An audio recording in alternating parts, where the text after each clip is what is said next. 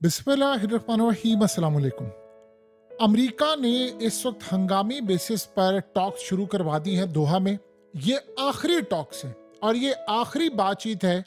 America ने, Qatar ने, मिस्र ने, सब ने इजराइल को वार्न कर दिया है कि आखिरी दफा हम बातचीत करने के लिए जा रहे हैं और अगर ये टॉक्स फेल हो जाती हैं और अगर यहाँ पर कोई मुआहदा नहीं होता तो अमेरिका ने आज इजराइल को वार्निंग जारी की है कि ईरान डायरेक्ट हमला करेगा तुम पर बगैर वार्निंग के और हम तुम्हें रियल टाइम में कोई इंटेलिजेंस मालूमात नहीं प्रोवाइड कर सकेंगे कि ईरान कब हमला करेगा, किस वक्त करेगा, और ना ही इस हमले की हम गारंटी दे सकते हैं कि हम इस हमले को रोक पाएंगे। ये अब तक की सबसे अहम वार्निंग थी। पहले अमेरिका ने ईरान के हवाले से बहुत सारी चीज़ें कही। असल में इन्होंने ज़बरदस्ती हमास और ईरान को कहा कि आप लोग बैठे, मामला तय कर ले, एक मौका दे दे, हमें एक मौका दे दे। अब उन्होंने क्लियरली इसराइल को पैगाम दे दिया है। आप इवन कि इमेजिन कर लें कि यूरोप के लीडर्स ने इसराइल को कह दिया है कि हमने ईरान को बड़ी मुश्किल से मनाकर आखिरी दफ़ा दोहा के अंदर इस वक्त टॉक्स जारी हैं। कतर ने भी कह दिया है, मिस्र ने भी कह दिया है, इवन के सब ने कह दिया है कि अगर ये टॉक्स फेल होती हैं किसी भी वजह से, चाहे उसकी कोई भी रीजन हो, सारी की सारी जिम्मेदारी इसकी इसराइल पर आएगी। और अमेरिका और बाकी ताकतों ने वार्न कर दिया है कि हम इसराइल को नहीं बचा पाएंगे। आपके पास ये आखिरी मौका है, ये बिल्कुल लास्ट मौका है। आप इन टॉक्स को किसी मंतकी अंजाम की तरफ ले जाएं। ये आखिरी मुलाकात है। ये मीटिंग खत्म हुई, नाकामी हुई, तो उसके बाद इसराइल पर हमला, फिर ईरान का हमला हम रोक नहीं पाएंगे।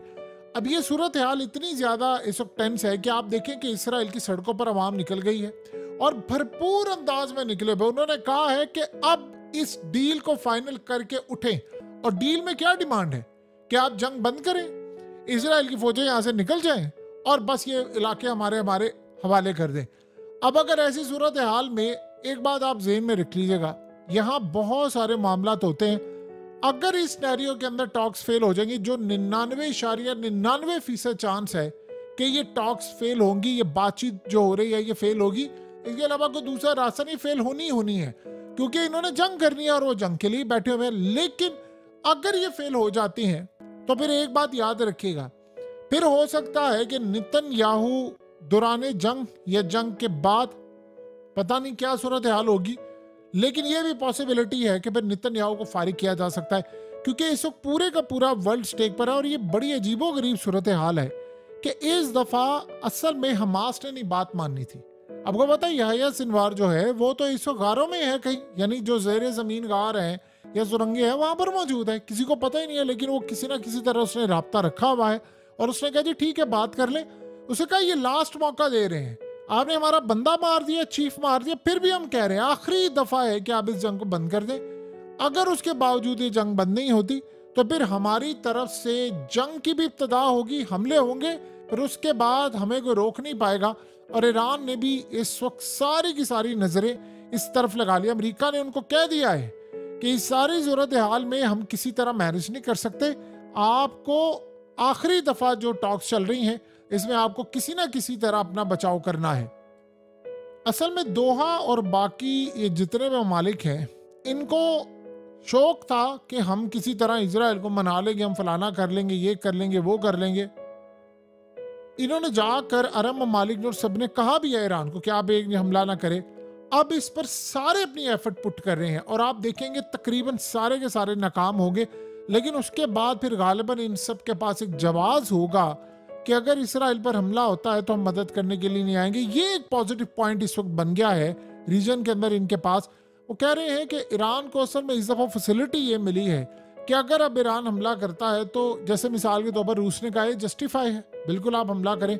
चाइना ने भी इनको कह दिया, ग्रीन सिग्नल दे दिया कि भाई आप हमला करें, जस्टिफाई है। तो इसराइल को पता है, अमेरिका ने भी ये कहा है कि हमला करने के लिए जा रहे हैं और फिर अमेरिका ने उनको कहा है कि आपको एक मौका दें और ये फाइनल बात कर लें। अब यहाँ असल कहानी देखने वाली है कि कौन कहाँ पर क्या करता है। ईरान ने असल में उनके जो टारगेट्स हैं वो काफ़ी हद तक लॉक कर लिए हुए हैं, कहाँ कहाँ हमला करना है, क्या सूरत हाल करनी है। डिले जो इस वक्त हो रहा है वो असल में कह रहे हैं कि हम इजराइल को पूरी तरह ये सोचें कि उन्होंने 31 जुलाई से लेकर आज का टाइम है पिछला यानी आप ये समझ लें कि आधा महीना गुजर चुका है और इसराइल के अंदर लोग सो नहीं रहे, वो सड़कों पर निकले हुए हैं, एहतजाज कर रहे हैं। और इस वक्त सारा इसराइल सड़कों पर आया हुआ है और एक ही बात कह रहे हैं कि अब डील को फाइनल करके उठना, हम जंग नहीं चाहते, हमने ये जंग नहीं करनी। और इतना वो प्रेशर डाल रहे हैं, इतना प्रेशर डाल रहे हैं, लेकिन जिन्होंने जंग करनी है वो करके रहेंगे। और आप देखेंगे कि ये जंग किसी सूरत नहीं रुकने वाली।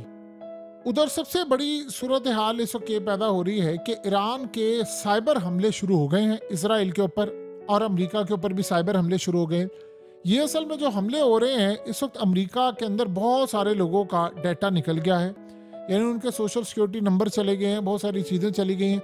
तो ये सारे का सारा वहाँ पर अटेम्प्ट जो हो रही हैं उसके ऊपर ये इल्ज़ाम लगा रहे हैं कि ईरान इस सारी खेल के पीछे है और इसराइल के ऊपर भी हमले शुरू हो गए हैं। महमूद अब्बास की जब मुलाकात हुई है पुतिन के साथ, आप देखें कि पुतिन की मुलाकात करने के बाद उसने ऐलान किया है, पुतिन ने उनको इंस्ट्रक्शन दी थी कि आप जाएं और गजा में अब आप जाएं। आपको पता है गजा में हमास की गवर्नमेंट थी, तो वहां से ऑर्डर लेकर वो आया। वो कह रहा है कि मैं अब गजा जा रहा हूं और गजा में जाऊंगा, हर सूरत जाऊंगा, क्योंकि हमारा इलाका। इसराइल ने उसको वार्निंग जारी कर दी है कि ये ना हो कि तुम्हारा हाल भी हम किसी तरह इस्माइल हानिया जैसा कर दें। ये गलती ना करना, गजा हमारा है, हमने लेना है। जब जाहिर सी बात है इसराइल को पता है कि 57 इस्लामिक मुल्क कुछ नहीं कर सके, इनकी फौजें कुछ नहीं कर सकी, तो ये आकर क्या करेगा। असल में इसको रूस ने पीछे पुश किया है कि जाओ और जाकर ये सारे का सारा सीन लो, ताकि गजा के अंदर इस वक्त ये रहे कि कोई ना कोई लीडर तो बाहर से आया, वरना वो इसराइल तुम्हारे इलाके ले उड़ेंगे।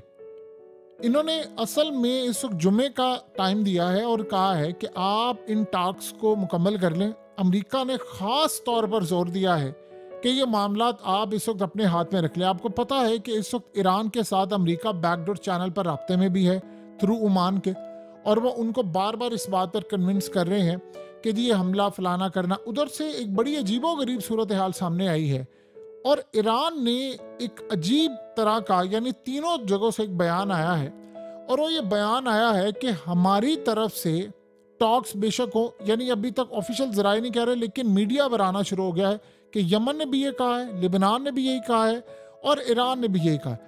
उन्होंने कहा बेशक हमारी तरफ से इनकी बातचीत किसी नतीजे पर पहुंच जाती है, हमें कतन कोई परवाह नहीं है, हमने हमला इसराइल पर करना है, हर सूरत करना है, और इस हमले के नतीजे में हम बदला लेकर इनसे आएंगे। अब अगर ये लास्ट मोमेंट के ऊपर आप बदला लेने में कामयाब हो जाते हैं तो आप फिर सोच लें कि फिर क्या मामला हो सकता है, फिर तो ये लड़ाई है। सो इस वक्त ईरान ने इनको बड़ा क्लियरली कह दिया है कि हमें इन चीज़ों में, इन लॉलीपॉप में ना लगाना। आज की जो गुफ्तगू हुई है उसमें नेतन्याहू ने, जो मुसाद का चीफ है, उसको ये कहकर भेजा है कि उनको जाकर एक बात क्लियरली करके आए कि हमारे जो कैदी हैं पहले आप उनको छोड़ें, सारे के सारे कैदियों को, एक भी कैदी रहना नहीं चाहिए, और उसके बाद फिर हम आपको बताएंगे कि जंग बंदी करनी है नहीं करनी, फलाना करना है।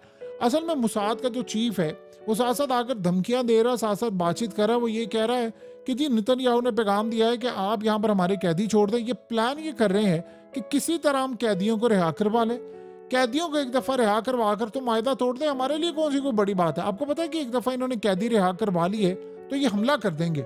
उसके बाद ये जो खास तौर पर आवाम निकली हुई है इस वक्त इसराइल की सड़कों पर, वो आकर कह रहे हैं कि आप डील फाइनलाइज करें। कम अज कम ये सारे के सारे जो लोग हैं वो, उनको लगता है कि जी ये तो दोबारा सामने नहीं आएंगे। तो हमारे लिए एक तो ये चीज़ बड़ी खुशाइंद है कि ये तो कम से कम सामने नहीं आने वाले।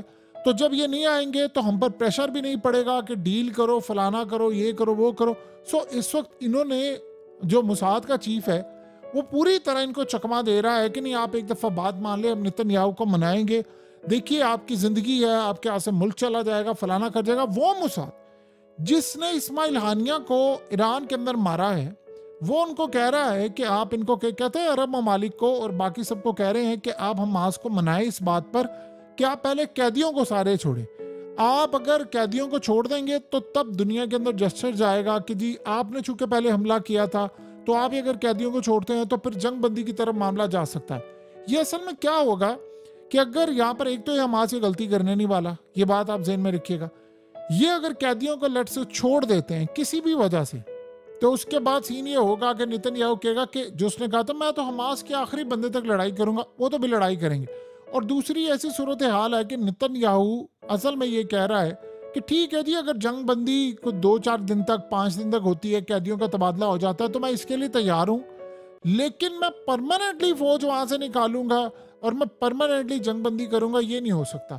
कतर ने लास्ट वार्निंग जारी इनको कर दी है कि जी आखिरी आपकी इस वक्त मुलाकात हो रही है ये टॉक्स की, अगर इस दफा भी इसराइल ने लचक ना दिखाई और ना किया तो फिर उसके बाद हमें दरवाजे बंद कर देंगे और फिर इसराइल को कतन कोई सपोर्ट नहीं किया जाएगा, ना हमारी तरफ से ना वर्ल्ड की तरफ से। फिर उसके बाद अगर कोई हमला होता है, लड़ाई होता है, तो कम अज कम इस जंग में इसराइल के लिए हमारी तरफ से कोई हमदर्दी नहीं होगी। ये खाली कतर ने नहीं कहा, ये पूरे मिडिल ईस्ट के अंदर सबने पैगाम दे दिया है, क्योंकि सबके घरों में अब जंग आने वाली है और सबको खतरा ये लाक है कि अब भी इतना बड़ा दिल करके हमास ने या इसराइल ने या ये बाकी ताकतों ने जो सिनेरियो इस वक्त सामने रखा है, यानी इसराइल का दिल इसलिए बड़ा है कि उससे ज्यादा यानी बेशर्मी की हालत कोई नहीं कि इतना बड़ा उसने जिगरा किया अब है कि बंदा भी मार दिया है और फिर मासूमों की तरह बातचीत करने आगे। बाकी दो पार्टी जो हैं वो तो जाहिर सी बात है मजलूम की साइड पर खड़ी होती हैं, जिस तरह इन्होंने वहां पर हमला किया है। सो ये लास्ट टॉक्स है, उसके बाद फिर लड़ाई है।